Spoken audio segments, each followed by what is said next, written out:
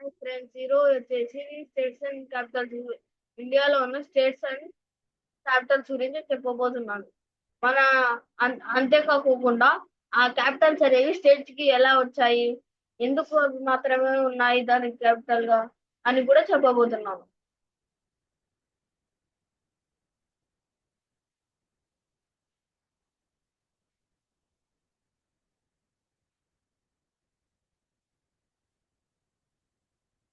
Number 1, Kerala. Kerala capital వచ్చేసి తిరువనంతపురం. తిరువనంతపురం తిరువనంతపురం కేరళ రాష్ట్రం యొక్క రాజధాని నగరం. ఇది ఎలా రాజధాని అయిందో మరియు దీని ప్రాముఖ్యత ఏమిటో వివరంగా తెలుసుకుందాం. తిరువనంతపురం రాజధాని కావడానికి కారణాలు. తిరువనంతపురం తిరువనంతపురం ట్రావెన్కోర్ రాజ్యం 1729 యొక్క రాజధానిగా ఉండేది. మార్తాండవర్మ 18వ శతాబ్దం వంటి రాజుల ఇక్కడ నుండి పరిపాలన చేశారు. బ్రిటిష్ ఈస్ట్ ఇండియా కంపెనీ కి సహాయక రాజ్యంగా ట్రావెన్కోర్ ఉండేది కాబట్టి ఇది ప్రధాన పరిపాలన కేంద్రంగా మిగిలింది. 1956లో రాష్ట్రాల పునర్వ్యవస్థీకరణ చట్టం ప్రకారం మలబార్, కోచిన్, ట్రావెన్కోర్ ప్రాంతాలు కలిసి కేరళ రాష్ట్రం ఏర్పడింది. ట్రావెన్కోర్ రాజధానిగా ఉన్నందున తిరువనంతపురం కేరళకు కొత్త రాజధానిగా మారింది. కేరళ హైకోర్టు, సెక్రటరీ, గవర్నర్ భవనం ఇక్కడే ఉన్నాయి. ISRO Indian space research organisation యొక్క ప్రధాన కేంద్రం విక్రమ్ సారాభాయ్ స్పేస్ సెంటర్ (విఎస్ఎస్సి) ఇక్కడే ఉంది. Indian institute of space science and technology కూడా ఇక్కడే ఉంది. పద్మనాభ స్వామి దేవాలయం ప్రపంచంలోని అత్యంత ధనవంతమైన దేవాలయాల్లో ఒకటి. ఇది కూడా ఇక్కడే ఉంది. Kovalam beach, Napier museum, Padmanabhapuram palace వంటి ప్రసిద్ధ స్థలాలు కూడా ఇక్కడే ఉన్నాయి. కోచి కూడా కేరళలో ఒక ప్రధాన నగరం, కానీ రాజధాని కాదు. ఎందుకు? ట్రావెన్కోర్ రాజధాని తిరువనంతపురంగా ఉండగా కోచిన్ రాజ్యానికి ఎర్రకులం ప్రధాన కేంద్రం. తిరువనంతపురం రాష్ట్రంలోని దక్షిణ భాగంలో ఉండటం వల్ల అన్ని ప్రాంతాలు అనుకూలంగా ఉంది. తిరువనంతపురం ఒక చారిత్రక, సాంస్కృతిక, రాజకీయ మరియు శాస్త్రీయ కేంద్రంగా కేరళ రాజధానిగా ఎంపికయ్యింది. ఇది కేరళ రాష్ట్ర ప్రజలకు గర్వించదగ్గ నగరం.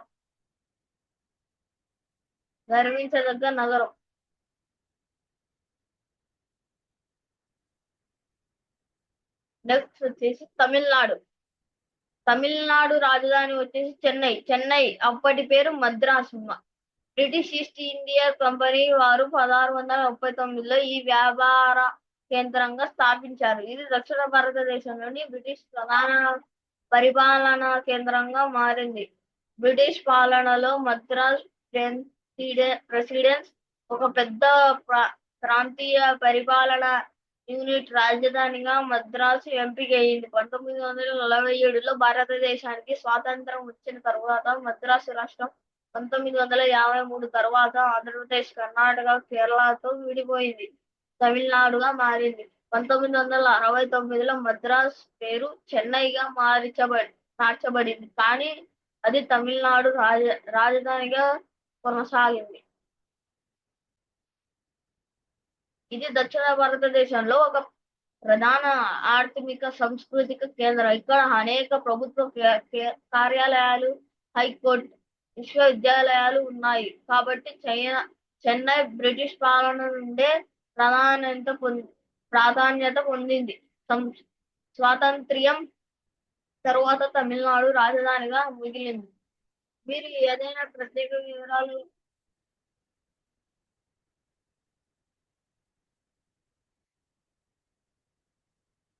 నెక్స్ట్ వచ్చేసి కర్ణాటక.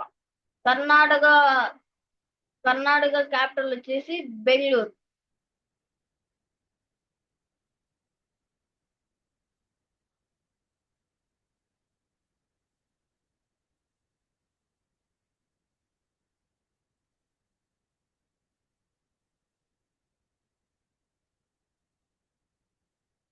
బెంగళూరు అప్పుడు బెంగళూరు అర్బన్ అని పిలువబడుతుంది. కర్ణాటక రాష్ట్రం యొక్క రాజధాని ఇది.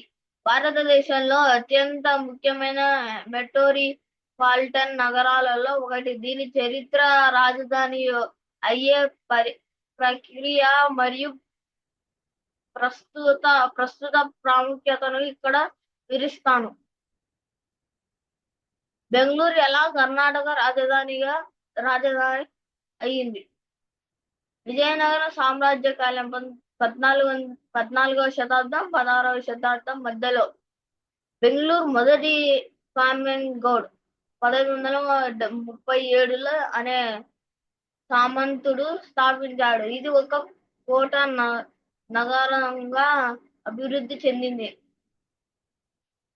మైసూర్ రాజ్యం 18వ శతాబ్దం హైదరాబాద్ అలీ మరియు టిప్పు సుల్తాన్ కాలంలో బెంగళూరు ఒక సైనిక మరియు వాణిజ్య కేంద్రంగా మారింది. బ్రిటిష్ వారు 1799లో టిప్పు సుల్తాన్ ను ఓడించిన తరువాత బెంగళూరు మైసూర్ రాజ్యంలో ఒక ప్రధాన నగరంగా మిగిలింది. 1831లో మైసూర్ రాజధానిగా మారింది. మైసూర్ రాజు కృష్ణరాజు ఒడియార్ పాలన బ్రిటిష్ వారు బెంగళూరుని ప్రధాన పరిపాలనా కేంద్రంగా మార్చారు. బ్రిటిష్ క్యాంటోన్మెంట్ ఇక్కడ ఏర్పాటు చేయబడింది. ఇది నగరాన్ని మరింత అభివృద్ధి చేసింది. 1956లో రాష్ట్రాల పునఃస్వీకరణ జరిగింది. మైసూర్ రాష్ట్రం తరువాత కర్ణాటకగా మారింది.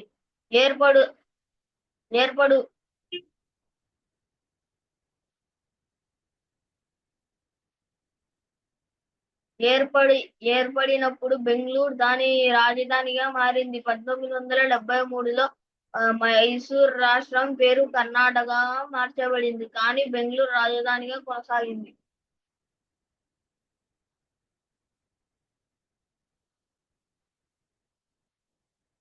మైసూర్ కూడా కర్ణాటకలో ఒక ప్రధాన నగరం, కానీ రాజధానిగా ఎందుకు లేదు?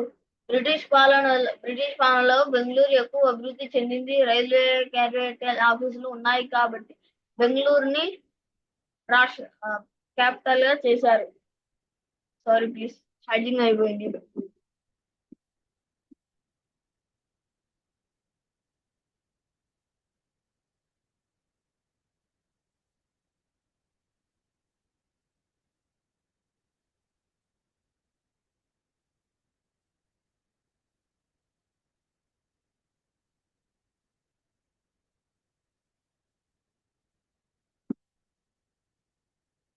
Sorry friends.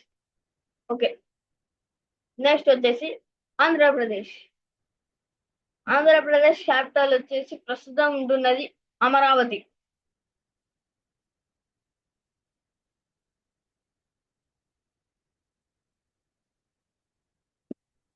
అమరావతి 2014లో తెలంగాణ రాష్ట్రంగా విడిపోయిన తరువాత ఆంధ్రప్రదేశ్ కు కొత్త రాజధాని అవసరమైంది. హైదరాబాదు తెలంగాణకు వెళ్ళింది. అప్పటి ముఖ్యమంత్రి ఎన్ చంద్రబాబు నాయుడు ప్రణాళికలో అమరావతిని జగన్నాథ్ రాజధానిగా ప్రకటించారు. అమరావతి ఎంపికైన కారణాలు: విజయవాడ, గుంటూరు ప్రాంతాలలో ఉండటం వల్ల రాష్ట్రాలలో అన్ని ప్రాంతాలకు సమీపంలో ఉంది. చారిత్రక అమరావతి ప్రాచీన బౌద్ధ కళా కేంద్రంగా పేర్కొంది. స్మార్ట్ సిటీ డిజైన్ తో ప్రపంచ స్థాయి రాజధాని నిర్మించాలనే లక్ష్యంతో పనిచేశాడు. సింగపూర్ నగరాన్ని ఆదర్శంగా తీసుకొని మాస్టర్ ప్లాన్ రూపొందించబడింది. అసెంబ్లీ, హైకోర్టు, సెక్రటరీ భవనాలు నిర్మాణాల్లో ఉన్నాయి. 2019లో వచ్చిన వైఎస్ జగన్ ప్రభుత్వం అమరావతి ప్రాజెక్టులను నిలిపివేసి 3 రాజధానులను విశాఖపట్నం, కర్నూలు, అమరావతి భావన భావనను ప్రవేశపెట్టాడు. భూమి సమర్పణ నిధులు మొదలైన వివిధ కారణాల ప్రాజెక్టు నమోదైంది. 2023-2024 కొంతమంది నేతలు అమరావతిని మళ్లీ ప్రచారం చేస్తున్నారు. క్రెసెంట్ ప్రాచీన బౌద్ధ స్థలం అయిన అమరావతి భారతదేశంలో ఒక సాంస్కృతిక ప్రతీక. అమరావతి ఆంధ్రప్రదేశ్ రాజధానిగా ఎంపిక ప్రక్రియలో చరిత్ర, రాజకీయ, ఆర్థిక అంశాలు ఇమిడి ఉన్నాయి. ప్రస్తుతం దీని భవిష్యత్తు రాజకీయ నిర్మాణాలపై ఆధారపడి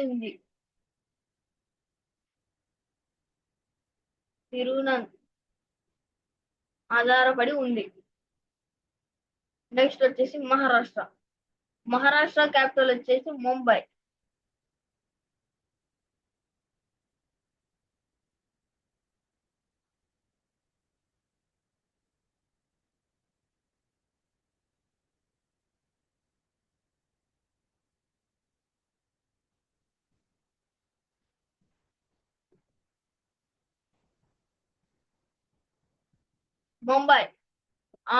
అధికారికంగా బొంబాయి 1995 వరకు బొంబాయి అని పేరు పొందింది.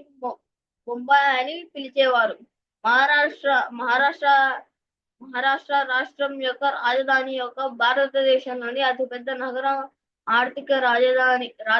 ఇది ఎలా రాజధాని మరియు భారతదేశంలోని అతిపెద్ద నగరం, ఆర్థిక రాజధాని ఇది ఎలా రాజధాని అయిందో మరియు దీని ప్రత్యేకతలు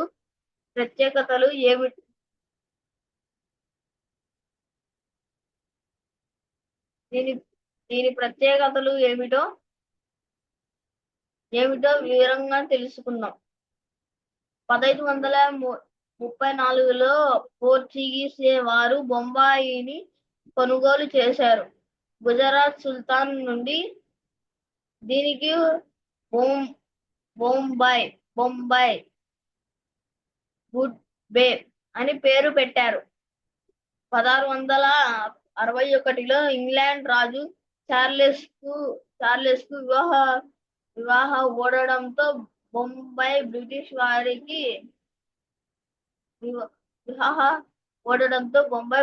వారికి బదిలీ అయ్యింది. బొంబాయి ప్రెసిడెన్సీ రాజధానిగా అభివృద్ధి చేయబడింది. కలకత్తా, మద్రాసుతో పాటు భాషా ప్రాతిపదికన బొంబాయి రాష్ట్రాన్ని విభజించి మహారాష్ట్ర, మరాఠీ భాష మరియు గుజరాతీ భాష రాష్ట్రాలు ఏర్పడ్డాయి. బొంబాయి మహారాష్ట్రకు రాజధానిగా మిగిలింది. గుజరాత్ అహ్మదాబాద్ ను రాజధానిగా తెలుసుకుందాం. బొంబాయి నుండి ముంబైకు అధికారికంగా మార్చబడింది. శివసేన ప్రభుత్వం సమీపంలో భారతదేశ స్టాక్ మహారాష్ట్ర అసెంబ్లీ మంత్రివర్గ కార్యాలయాలు ముంబైలో ఉన్నాయి. మహారాష్ట్ర గవర్నర్ నివాసం Raj Bhavan, gateway of India, elephant గుహలు, Juhu beach, marine drive, Chhatrapati Shivaji terminus railway station ఇవన్నీ ముంబైలో ఉన్నాయి. పూణే మహారాష్ట్రలోని మరొక ప్రధాన నగరం, కానీ రాజధాని కాదు. ఎందుకు? బ్రిటిష్ పాలనలో బొంబాయిను ప్రాధాన్యంగా వాణిజ్య నౌకాశ్రయం, ముంబై స్థానిక ప్రయోజనాలు ద్వీపకంలో ఉండడం వల్ల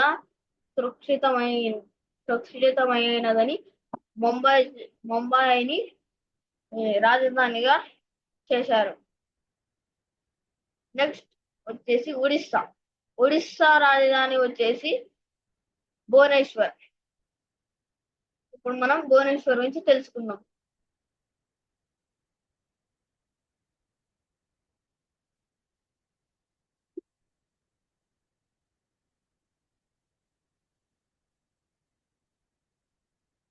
సారీ ఫ్రెండ్స్.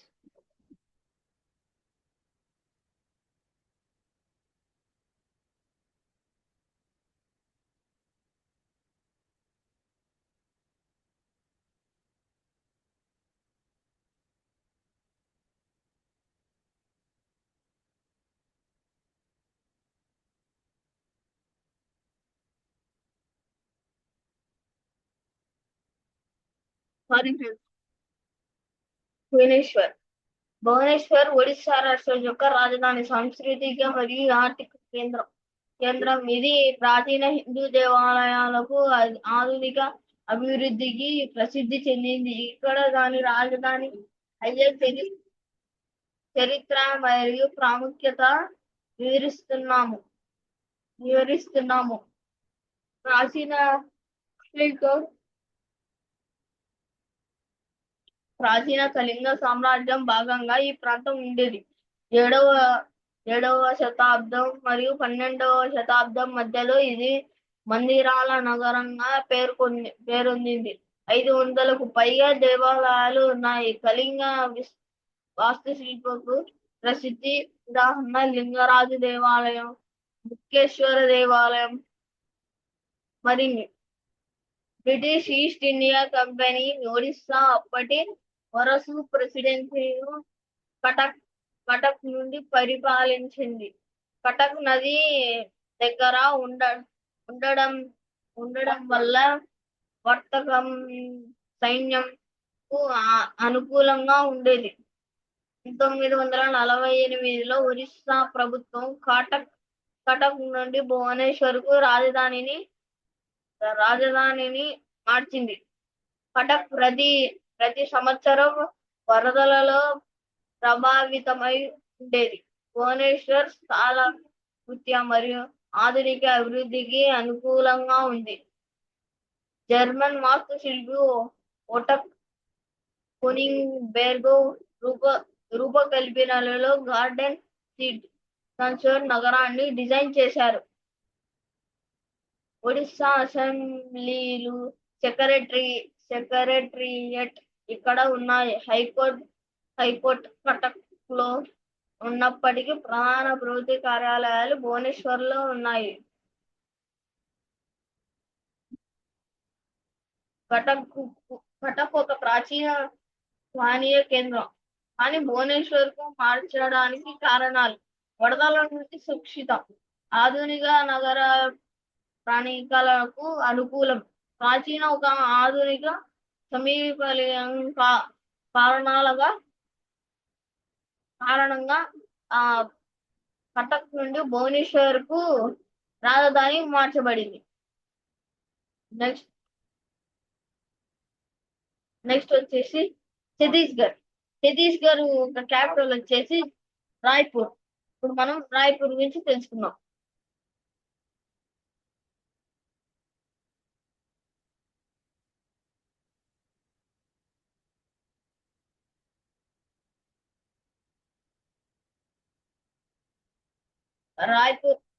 రాయ్పూర్ ఛత్తీస్గఢ్ రాష్ట్రం యొక్క రాజధాని మరియు అతిపెద్ద నగరం. ఇది ఒక ప్రధాన ఆర్థిక, రాజకీయ మరియు సాంస్కృతిక కేంద్రంగా వెలుగొందుతోంది.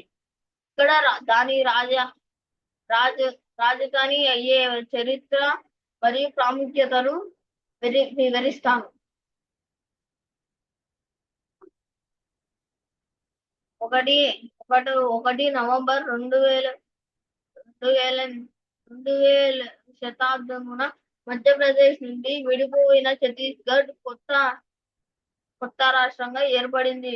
ప్రత్యేక సంస్కృతి మరియు భాషా గుర్తుకు ప్రాంతీయ అభివృద్ధికి స్వయం ప్రతిపత్తి.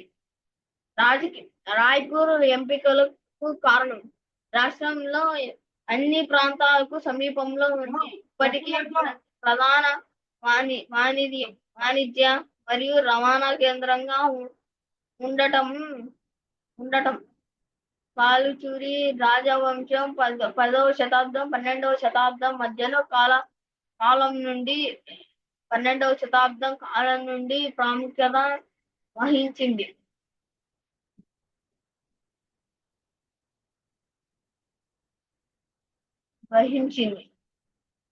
పరిపాలన మరియు రాజకీయాలు.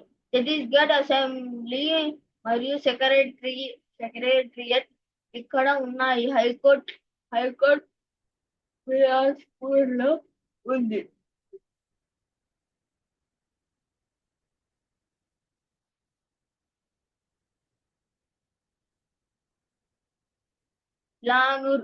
ఇలానూర్ ఛత్తీస్గఢ్ లో మరొక ప్రధాన నగరం కానీ రాజధాని కాదు. ఎందుకు? రాయ్పూర్ నుంచి రవాణా సదుపాయాలు, రైలు, రోడ్లు అన్ని అనుకూలంగా ఉన్నాయి. పరిపాలన సౌలభ్యం కూడా ఉంది. కాబట్టి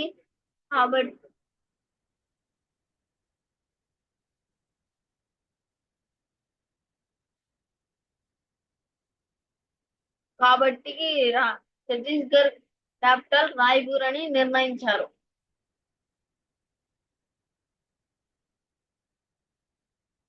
నెక్స్ట్ వచ్చేసి మధ్యప్రదేశ్ క్యాపిటల్ వచ్చేసి భూపాల్. ఇప్పుడు మనం భూపాల్ గురించి తెలుసుకుందాం. భూపాల్ మధ్యప్రదేశ్ రాష్ట్రం యొక్క రాజధాని మరియు సరస్సుల నగరం, సిటీ ఆఫ్ లేక్స్ అని పిలువబడే సుందరమైన నగరం. ఇది సాంస్కృతిక చరిత్ర మరియు ఆధునిక అభివృద్ధి మిశ్రమంగా వెలుగొందింది. 11వ శతాబ్దంలో పరమర రాజు బోధుడు స్థాపించారు. అందుకే భూపాల్ నుండి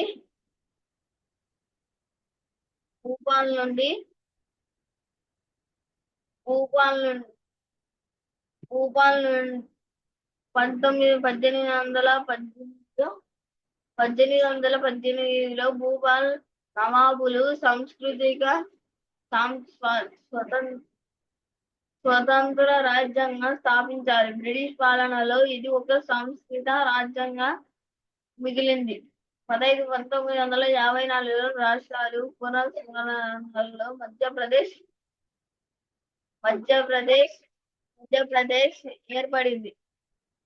నాగపూర్ రాజధానిగా ఉండగా 1956 నవంబర్ 1న భూపాల్ అధికారంగా రాజధానిగా ప్రకటించబడింది. నెక్స్ట్ వచ్చేసి గుజరాత్ క్యాపిటల్ వచ్చేసి గాంధీనగర్. మనం గాంధీనగర్ గురించి తెలుసుకోబోతున్నాం.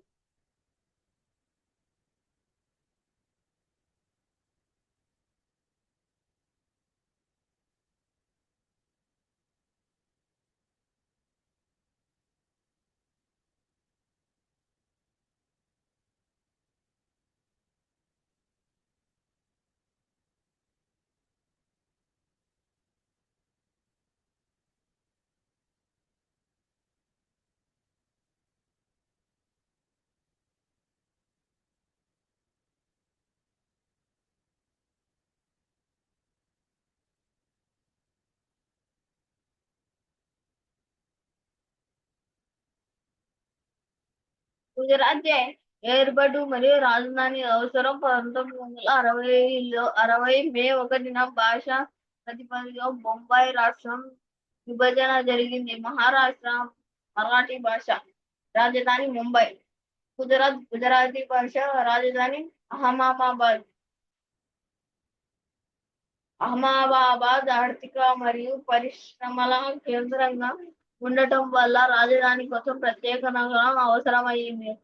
మహాత్మా గాంధీ జన్మస్థలం పోర్బందర్ కు సమీపంలో ఉండటం 1965లో గాంధీనగర్ నిర్మాణం ప్రారంభమైంది. జాతీయ వాస్తుశిల్ప హెచ్కేమైనం రూపకల్పన గ్రీస్ హీట్ క్యాపిటల్ నిర్మించబడింది. 30,000 ఎకరాలలో 40% హరిత హరిత ప్రాంతాలు,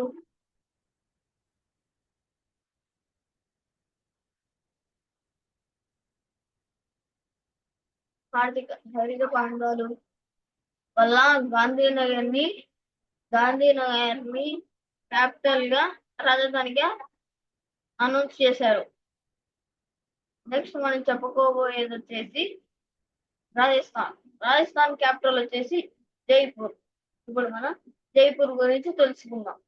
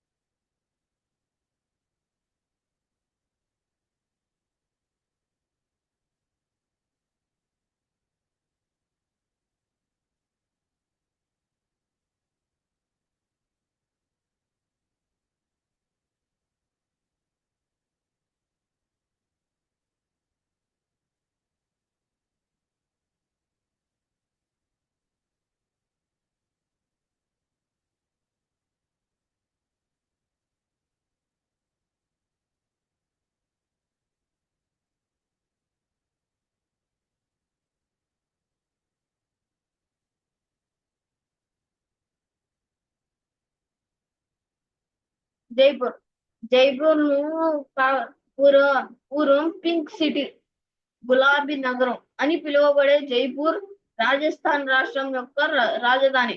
ఇది రాజ్పుత్ వైభవం, అద్భుతమైన వాస్తుశిల్పం మరియు సంపన్నమైన సాంస్కృతిక వారసత్వంతో ప్రసిద్ధి చెందింది. జైపూర్ ఎలా రాజస్థాన్ రాజధాని అయిందో తెలుసుకుందాం.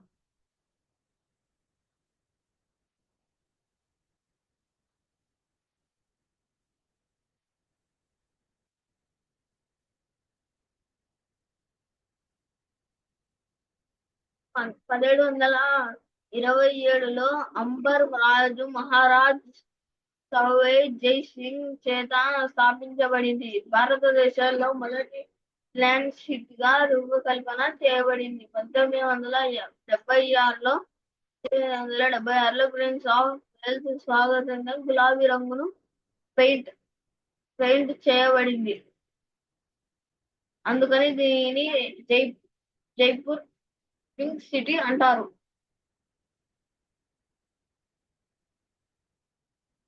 జోధ్పూర్ రాజస్థాన్ లో మరొక ముఖ్యమైన నగరం, కానీ రాజధాని కాదు. ఎందుకు? జైపూర్ యొక్క మంచి రవాణా సౌకర్యాలు, చారిత్రక పరిపాలనా కేంద్రంగా, అంతర్జాతీయ పర్యాటక ప్రాముఖ్యత ఎక్కువగా ఉండడం వల్ల జైపూర్ ని రాజధానిగా ఎంచుకున్నారు. Okay friends, boy friends. మీరు ఇంకా స్టేట్స్ గురించి తెలుసుకోవాలంటే పార్ట్ 2 చూడండి.